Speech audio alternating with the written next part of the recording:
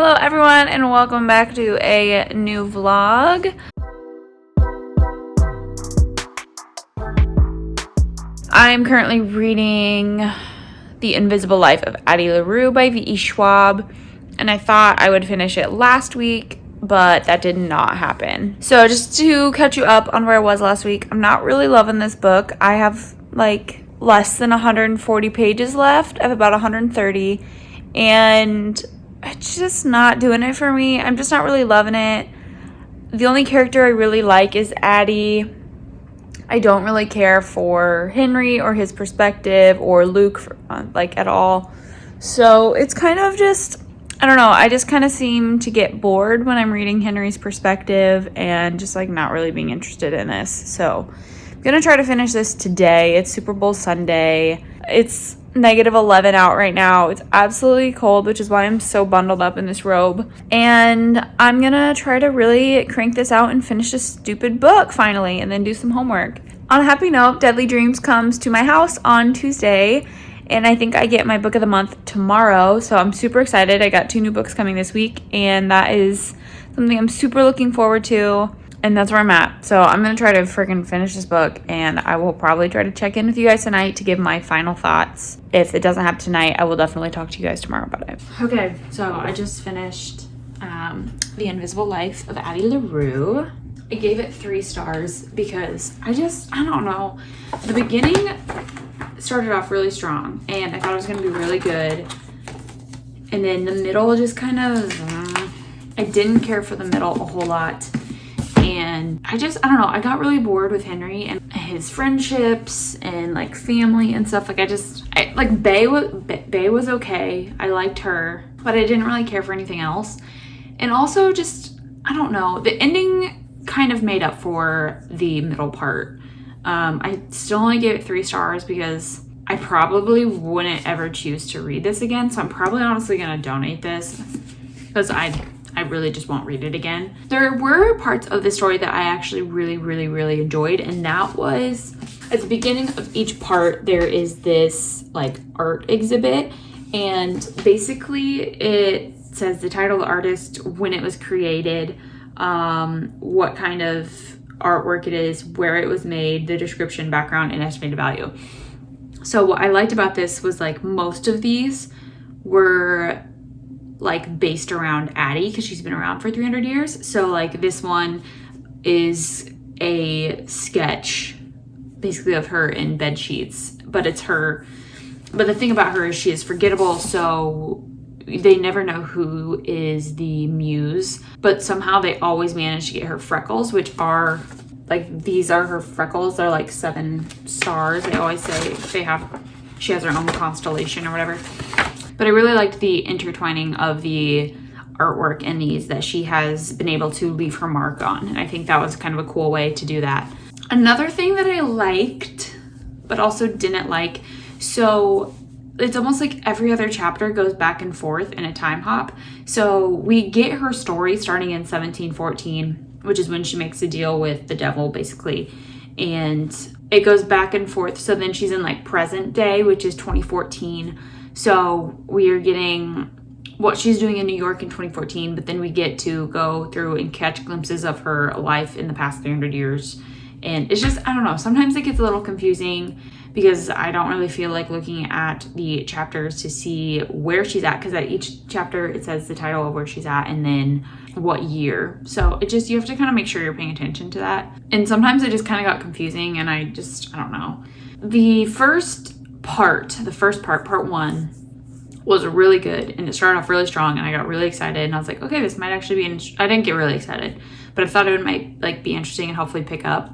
But then parts like 2 through 5 were just kind of boring, and that's like the bulk of the book. Not super interesting. It's like Addie and Henry found each other. It just seemed really bland and really boring. Like nothing was super interesting and nothing was happening. So I don't know. It's just not something I was interested in reading really. But then part 6 got really interesting. And then part 7 is like 3 chapters maybe. Part 6 I actually really enjoyed because we got a lot of kind of answers, and like we got to finally read stuff that previous chapters had been like hinting at. It was interesting. 3 stars, whatever. Now I'm gonna start Ready Player 2, but I need to charge my Kindle because it's dead. So that's where I'm at. Happy Sunday. Hope you enjoyed the Super Bowl if you watched it. I'm not gonna. Probably gonna read Ready Player 2 if my Kindle's charged by then. Okay. Peace. Good morning. Happy Monday. I woke up kind of groggy this morning, so I'm like just getting my day started. I've got my London fog. I've been so obsessed with making London fogs again recently because I have some milk that froths well, which makes me so excited. I read the first chapter-ish of Ready Player 2 last night, and it sounds kind of promising. I wasn't really sure where they were gonna go with this book after the first one. I feel like Ready Player 1 is just a really good standalone, so I'm nervous about Ready Player 2. I'm not gonna let that deter me. I'm gonna keep reading because I really did enjoy the first one. I'll probably try to read that quite a bit today, but right now I'm going to be reading this for class. It's the beginnings of reading development or not.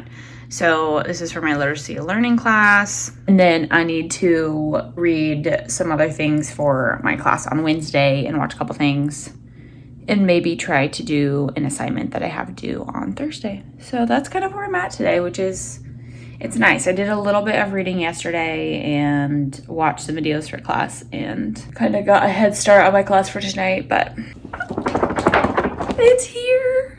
Oh my gosh, I'm so excited. It wasn't supposed to come till tomorrow, but I got it a day early, so this will be available tomorrow. But with the pre-order, I guess it just came today and not tomorrow. Oh my gosh, I'm so excited. Look at that. I'm not ready to read it because I know I'm going to lose my marbles and get my heart torn out even more than it already is. So, oh my gosh, so look how thick it is. I love that. I don't know if I'm going to get to it in February. I'm going to try, but I have 2 more books that I need to read. Then I'd like to read 2 other books still this month, and I don't know if that's going to happen either, but I'm going to try. February just might be a little too busy. Gosh, I just want to pick this up though.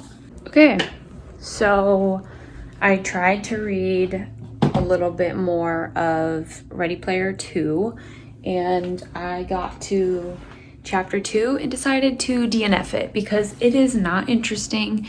I do not want to continue reading it. I don't know. The pacing was really weird, and it just threw you immediately into this other type of like virtual reality headset technology, and I found myself drifting off. I had to reread a part because I didn't realize what had happened.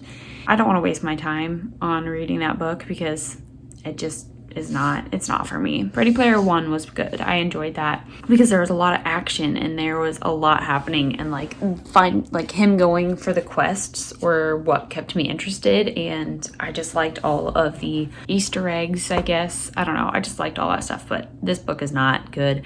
And so I got on Goodreads to just read a couple reviews, and the very first review I saw, she gave it 1.5 stars and basically just said it does not get better and the characters are not great. And there's like world building, which would make sense for a book that's not the second book. So I don't know. I'm not here for it. I'm not going to read it. I'm not interested. He started talking about going to space and taking 47 years. I'm not about that. So I'm not going to read it. And I don't care. So I'm going to be reading The Maze Runner now, which I actually am excited about because I've heard really good things about it. Like, I think it was pretty popular back when I was in high school, and I just never read it. But I think I'll like it because I like The Hunger Games and Divergent and like Red Queen and all that stuff. And so I think this will kind of be up that alley a little bit. I've never DNF'd a book that fast before, but after reading Addie LaRue and being disappointed in that and just not being interested, I don't want to waste my time on another book that I'm just not going to be interested in. So I'm going to start being better about DNFing things that I just really don't find an interest in and not care, because why waste time on something that you're not interested in? That's where I'm at. So, Maze Runner, here I come. Hello. So, it's Tuesday, I believe. Yes, it's Tuesday. And I DNF'd Ready Player 2 yesterday. I did start The Maze Runner yesterday. Last night I read like the first 8 chapters. I'm on chapter 12 now. I had to work today, so I didn't get home until later, and then I showered and I've been working on school stuff. I just want to say, I think Maze Runner is going to be a super, super quick read. I just feel like the chapters are really quick and the pacing is really fast, so I don't know. I'm just like able to fly through it, which is really awesome. And then the other thing is like it's kind of confusing, which the author makes it confusing because the main character is confused. Like, I don't know if you've read Maze Runner. It's been around for a while, so I'd be surprised if many people haven't. But essentially, it is like, I don't even really know. This kid shows up in this weird camp-like situation. Basically, he's in the middle of a maze is what I'm getting. And there are these different people. He has no memories of where he came from or anything, so I'm very curious about his outside life.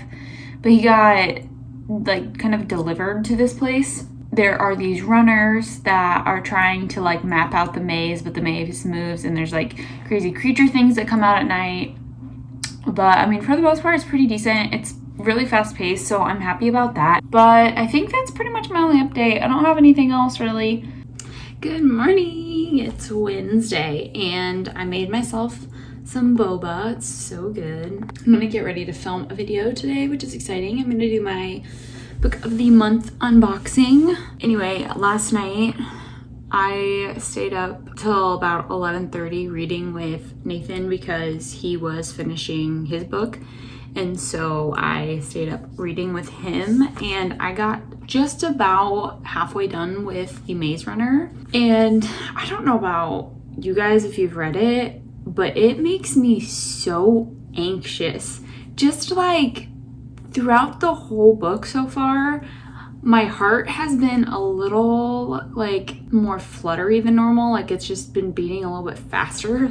Like I have that like quick paced anxiety feel. And I'm like, I don't know. It just has like this eerie tone overall. And I had to text my sister. I'm like, are you feeling anxious reading this or is it just me? And she agreed. And if you have read it, my anxiety really picked up when Thomas went out into the maze and the doors closed. That made me so nervous. I don't know why.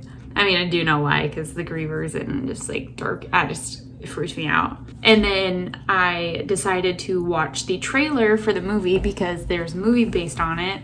That didn't help, but it did help me because I love Dylan O'Brien and he is the main character Thomas in the movie, so I loved that. But there's one part now that it had hyped up my anxiety because I'd seen it, but I didn't know it was gonna happen. So apparently there must be a part where the doors don't close at night. So like every night these doors close to keep the grievers out, or just like kind of keep everyone safe from the grievers and what comes out at night. And apparently, at least on the movie, the doors don't close so then the grievers can get in. I'm very curious and I'm very scared. Also, there's something familiar about this book that I'm not sure how to put my finger on it. Before Thomas ever left the like camp and went to the maze, there was something familiar about a gang of boys kind of running their own show. I don't know what I'm thinking of, but just like these boys kind of running their own camp and working together and having a system. It feels familiar and I'm not sure how. So anyway, that's where I'm at and I am going to film a video and then try to read quite a bit today, so I'm excited. Might check in tonight if I get a good amount of reading done, or I'll just check in tomorrow, so. Okay, so I just finished The Maze Runner. It's Thursday night and wow, there was a lot of crazy stuff that happened. One thing I really liked was that like the place is all boys, but like the main characters like don't ever feel bad for crying, which is kind of cool. You'd never see that anywhere. I don't know, like I gave it 4 stars because it was just super confusing. Like you were just unaware of what was happening and pretty much the whole time. And then you start to kind of get pieces and sort of like answers and solutions, but not really. I really love the character of Mino. He's freaking awesome. And Chuck made me want to cry. I didn't cry. I thought about it. Very, very interesting. The creators are interesting. Like just the whole setup is super interesting, and the epilogue I liked. I'm very, very curious now because it's gonna be interesting. I think Thomas's group is Group A, and I'm assuming Group B is the people who were left behind, and I just really want to know what happens. And I don't know, like, what the frick happened? Because the whole, like, rescue team was a setup, too, and now I'm just like, I want to read the second book, but I'll probably wait a little bit to start that one. But, I mean, I enjoyed it. I'm excited to read the second book. I think the majority of the book made me feel very eerie and kind of anxious the whole time. I touched on that a little bit earlier, but the whole tone was kind of like that. But once it got a little over halfway, it wasn't as creepy, and I could read it without constantly being anxious. But super fast read, is really, really, really easy to just knock it out, which was good because I've kind of been a little busier this week. I enjoyed it, and now tomorrow I'm probably going to start Infinite Country, which is my book of the month book. So that should be read in like a day. I'll probably finish it Saturday for sure because it's 191 pages. Hello, happy Friday. Today I was expecting to have a really long day at work, and I didn't, which was awesome. But now my husband is off at the gym, and I'm waiting for him to come back because we're going to have popcorn and candy and watch Cars 2. But currently, I'm sitting on the couch eating my Conversation Hearts and reading Infinite Country, which is my book of the month book. I started it last night. I got to chapter 4, and I'm actually really interested in how this book's going to go. I think I'm going to like it a lot, which is awesome. I like it so far. The only thing I have to say is it's a little confusing because as you're trying to get into the story, you start off with Talia, who's like, I think she's supposed to be the main character. She is the daughter of these two Colombians, and she's in a correctional facility. But it's more like there's nuns there. I don't know. It's almost like a convent, but it's not. It's like a convent for criminals or like juveniles. I don't know. A juvenile convent. But it starts with her escaping that place and trying to get back to her dad, where they can try to get back to the U.S., which is where her mom and her siblings are. And we see that happen, and we see her running away, and she meets up with this older guy to try to get down to Bogota, which is where she needs to go. But then it kind of flip-flops, and it goes into the past and tells you how she got there. And then it flips over to her learning about her father's past. And so I don't know if this is from his point of view. I'm a little confused. So far, I actually really enjoy it. But anyway, I'm going to keep reading this, and I'm going to try to get it done tomorrow. I'm on page 25 of 190. So I don't think it's going to take me very long. I guess I'll talk to you guys tomorrow. Good morning, everyone. It's Saturday, and I didn't read a whole lot last night. I'm only on page 60 something, but I'm going to finish it today for sure. I do need to edit my video that needs to go up today. I'm going to edit, and I'll check in with you guys later today. Okay, so I just finished Infinite Country, and holy crap, that was such a good book. I was getting really nervous towards the end because it's only 190 pages, and I was getting closer and closer to the end. I'm like, how is this going to end? But it was so freaking good. I didn't love at first how the perspectives kind of changed, but now I do. I love it a lot, actually. So it's a family of 5. The parents started dating when they were teens, and then they got married. They had a little girl, and they decided they wanted to go to the United States to kind of get a better life for themselves and be able to make some money to be able to send back to Elena, who is the mom, her mother, who owns a laundromat in Colombia. So they go to America on visas, and those expire, but they find out she's pregnant. So then they have a little boy, and he's born in the United States. And they decide to stay. So they stay, in America, and then they have another little girl. And then at this time, Mauro, who's the father, he gets deported. So he's caught and detained and then deported back to Colombia. So then Elena decides to send their youngest, Talia, back to Colombia to live with her mother. And so we kind of get to see over time as the story starts, And we get to hear a little bit about like Elena's backstory, a little bit about Maro's backstory. And the story picks up right away, like kind of present day, where Talia is in a correctional facility and she escapes and is trying to get back to her dad because he has a plane ticket ready for her to go back to the U.S. to be with her mom and her siblings. So we go back and forth from like learning about their histories to Talia as she is making her way to Bogota to her father. It is so good. We also do get the perspectives of Karina and Nando, which I really liked. But it hit so many hard topics, like obviously visas, undocumentation, deportation. There's one aspect of sexual assault in it, but the nice thing is it doesn't go into crazy detail. It's kind of just a short paragraph and it's over.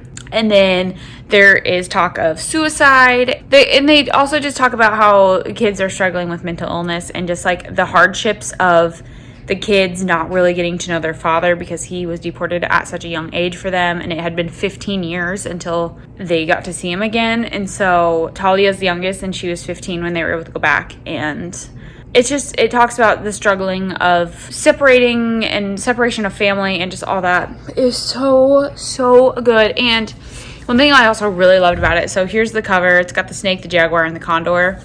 There are so many like cultural stories of these animals and kind of like the creation and stuff, just like a very cultural thing. And I loved how those were woven in. I thought it was really cool. So I'm giving this book a 5-star. 100% it deserves a 5-star from me. This is one I would definitely pick up again. I'm going to take it home to let my sister read it whenever I get to go home because I think she would enjoy it. But I didn't cry. My eyes got watery on the second to last page, but that was it. And it's so good. It just, all the way to the end when you're making, like, when Talia's trying to get back to you. It's just so good. It's so good. I definitely recommend it. So, with that being said, guys, it's Saturday night. Well, thank you guys so much for watching. I think this is book number 3 for February. And February is halfway over tomorrow. Tomorrow's the 14th. So we'll see if I can fit in a couple more books this month. I hope you guys had a great week. And I will see you guys in my next video. Bye!